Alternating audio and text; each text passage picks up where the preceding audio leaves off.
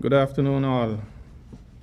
I would like to disseminate some information to the general public regarding issues which have been making the rounds on social media as we implement measures to address the COVID-19 pandemic. The major of these is price gouging at supermarkets. I first must highlight what price gouging actually is.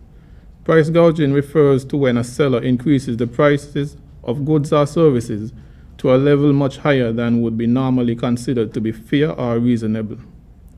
For example, if the price of an item is increased from $7 per se to $25.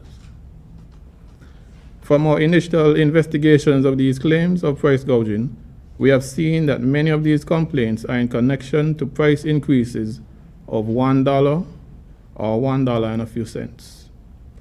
Although we do recognize that this is a difficult period for many individuals and every penny counts, it must be highlighted that food prices will fluctuate periodically due to economical forces and supermarkets trying to remain competitive with each other.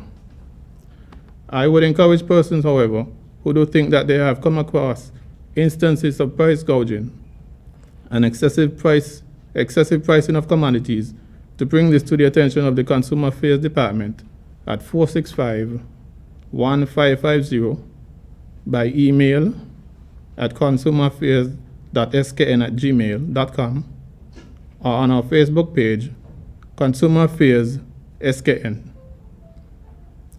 It will also be beneficial that once you are filing a complaint, you have the receipt for the items purchased. Secondly, although the Consumer Affairs cannot determine the selling prices of food items throughout the Federation, we closely monitor the prices of the government's price control items which comprise the food basket, in addition to items which fall outside of this category to get a holistic picture of food price fluctuations on a quarterly basis. The price control food basket items is comprised of 23 categories, and these are as follows: chicken frozen, meats frozen, fish frozen, meat salted and in brine, fish salted and in brine, Vienna sausages, cornmeal, dried peas, cereal, butter, margarine, pasta products, cheese, cheddar cheese, which is the cheese that is in the tin, which is sliced at shops, sardines, tuna and fish, fresh fruit and vegetables, toothpaste, lard and cooking substitutes, cooking oil, rice, toilet paper, soap, medicated soap only, powdered detergent, and disposable diapers for adults and children. In relation to these items, wholesalers are only allowed a 20% markup on the landed cost. Retailers within the Bastia area and rural areas are allowed a 25% markup on frozen items such as chicken, meats, and fish, while other items listed are allowed a 20% markup. These percentage markups are the maximum percentage allowed under SRNO 41 of 2007. However, it has been observed that some retailers do not apply the maximum markup percentages allowed, hereby resulting in price differences between retailers.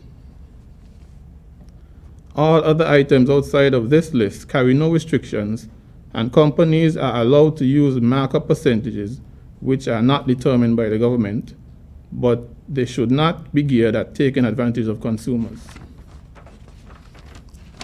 Finally, based on a USDA food report dated April 16, 2020, the outlook for domestic food production of agricultural commodities, including cereals, meats, and dairy, is very good. It was further highlighted that the supplies are not only sufficient to quantities to feed the U.S.